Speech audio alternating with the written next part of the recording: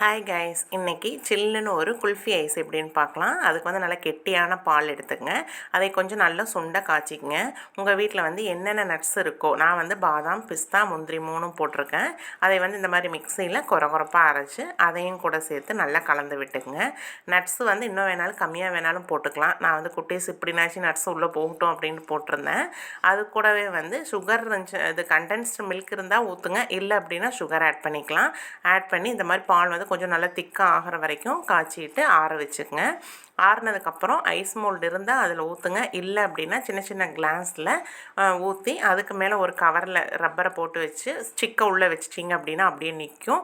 இதே மாதிரியே எல்லாத்தையும் ரெடி பண்ணிவிட்டு ஃப்ரீசரில் 6லேருந்து 8 மணி நேரம் நல்லா கூலிங் பண்ணிங்க அப்படின்னா சூப்பரான குல்ஃபி ஐஸ் வந்து ரெடி ஆயிரும். என்னோடய சேனலை சப்ஸ்கிரைப் பண்ணாதவங்க சப்ஸ்கிரைப் பண்ணிக்கோங்க. நாளைக்கு வீடியோவில் பார்க்கலாங்களா? தேங்க்யூ.